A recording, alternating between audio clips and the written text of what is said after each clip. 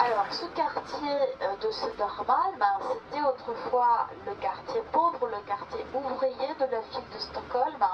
Aujourd'hui, ça n'est plus du tout le cas.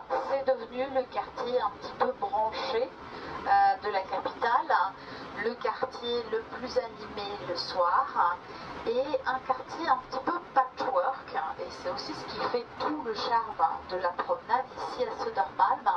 C'est que dans cette partie de la ville, on va essentiellement trouver des petits magasins. Il y a assez peu de grandes enseignes internationales, sauf dans quelques galeries. Alors, il faut savoir également, vous avez une petite boutique ici sur la gauche qui s'appelle jusqu'à 3,5 d'alcool dans les supermarchés. Mais dès que vous franchissez ce seuil des 3,5 vous pouvez acheter uniquement l'alcool dans ces boutiques d'État qui ont des horaires d'ouverture assez limités. On traduit en français par la rue de la montagne, tout simplement parce que cette rue, elle est située en haut d'une colline.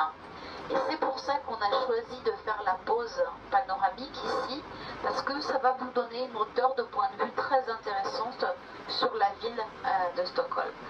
Alors on va procéder de la manière suivante, on va descendre du bus, vous aurez ça.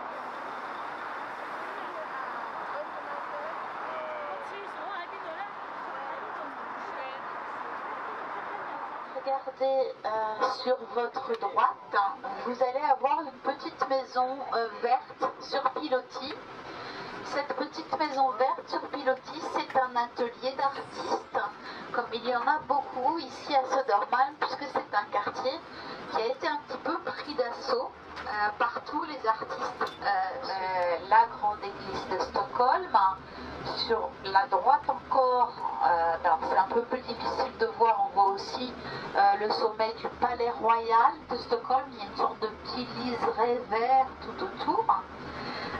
Mais le Palais Royal, on va passer à côté tout à l'heure, donc on en parlera un peu plus à ce moment-là. Et puis de l'autre côté, vous avez la cathédrale de Riddarholmen et l'hôtel de ville où on va aller maintenant. Le lac suédois qui se trouve ici sur la gauche.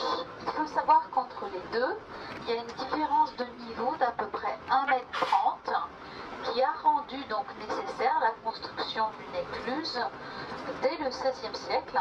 La première version de l'écluse est destinée à fluidifier la situation terrestre, la circulation terrestre ici, parce que c'est un nœud de communication important. C'est l'endroit où se rencontrent par exemple les deux principales lignes de métro, et c'est un endroit à partir duquel on peut prendre le bus ou le train vers la banlieue de Stockholm. Alors on va longer donc la vieille ville sur la droite. La vieille ville, on terminera à la journée dans la vieille ville, donc vous aurez tout le loisir de découvrir effectivement les ruelles de la vieille ville. On fera aussi une promenade à l'intérieur de la vieille ville pour que vous puissiez voir. On longe sur la gauche l'endroit où se trouve la ligne de métro, qui est la ligne rouge. La station de métro qui s'appelle Vieille Ville, elle est assez récente puisqu'elle date des années 80 en fait.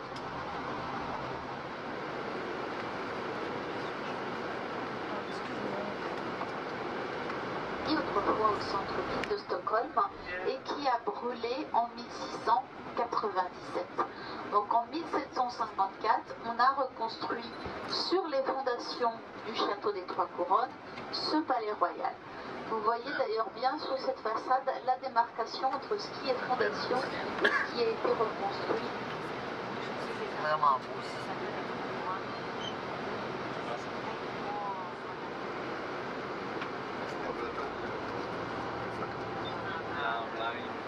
Avec un toit vert et des drapeaux sur le sommet. C'est le grand hôtel de Stockholm. C'est l'hôtel le plus prestigieux de la ville de Stockholm. Et c'est celui où sont hébergés donc les lauréats du prix Nobel quand ils viennden à Stockholm pour chercher leur prix Nobel. Garden, on traduit par jardin royal. C'était autrefois le jardin potager du roi. Aujourd'hui, c'est un endroit où les Suédois aiment se rencontrer. En hiver, au centre de la place, on installe une patinoire. Et en été, on installe une scène sur la place Gustave II Adolphe. Vous avez Gustave II Adolphe au centre de la place sur son cheval. Gustave II Adolphe, c'est le roi qui a passé commande du Vasa. Sur la droite, on a l'Opéra Royal de Stockholm. L'Opéra Royal de Stockholm, il a été construit donc à la demande. C'est un grand centre de congrès dans lequel on organise des congrès de toutes sortes et dans lequel on a également installé un hôtel de luxe. 40 minutes, parfois on déborde un petit peu, ça dépend s'il y a des questions ou pas. Et ensuite, vous avez un petit peu de temps libre pour aller soit à la boutique du musée, soit profiter de la terrasse de l'hôtel de ville qui donne sur le lac.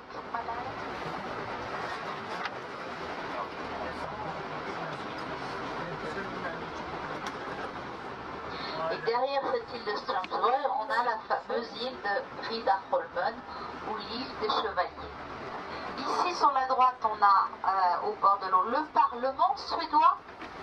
Et puis ici, dans cette rue qui est la rue administrative de Stockholm, on a des bureaux qui s'appellent Rosenbad, qui sont les bureaux. Donc ici sur la droite, vous avez justement les bureaux du ministre des Affaires étrangères suédois.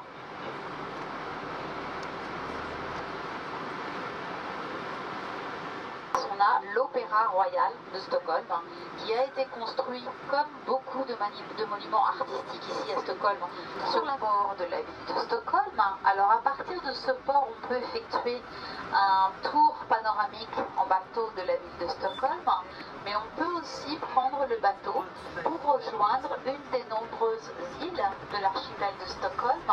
Il y a plus de 20 000 îles dans l'archipel de Stockholm.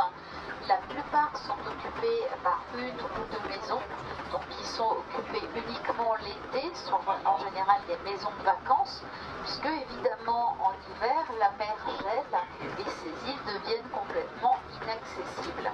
En revanche, il y a des plus grandes îles dans l'archipel de Stockholm, et pour ces grandes îles, on a des liaisons quotidiennes avec la ville de Stockholm. Et elles arrivent en général dans ce port.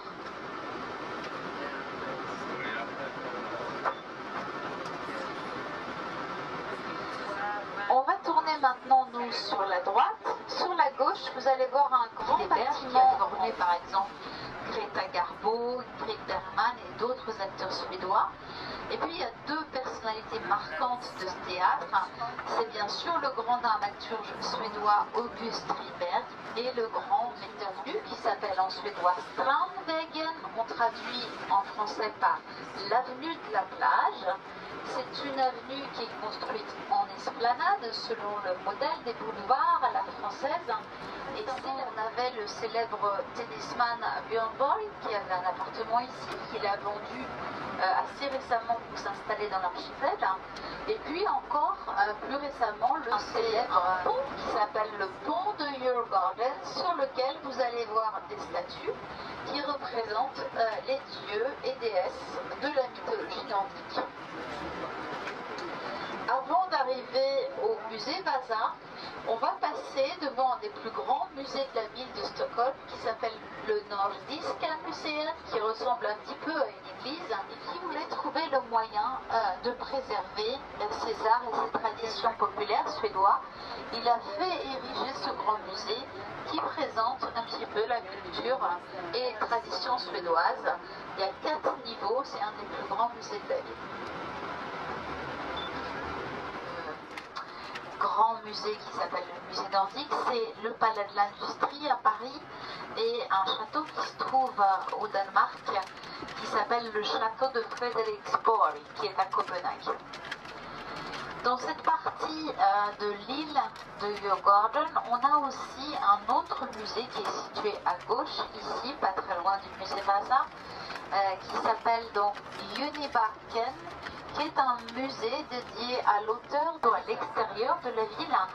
Et cette ligne de tramway va jusqu'au bout de la pointe sud, c'est-à-dire à peu près jusque là où on va aller nous.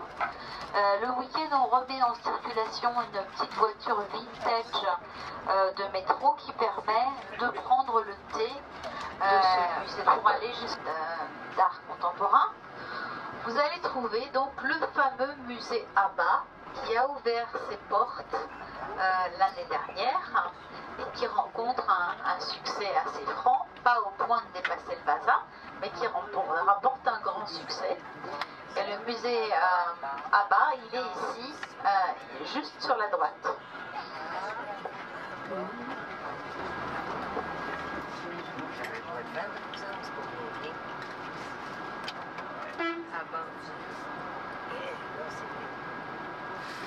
Les Rolling Stones, Lady Gaga, plein de stars internationales qui sont venues chanter ici en été.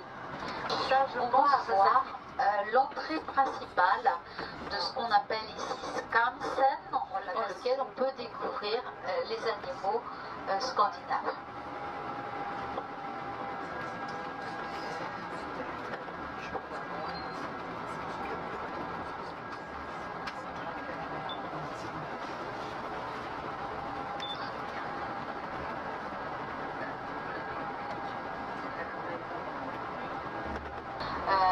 Sur laquelle on enregistre un programme pour la télévision.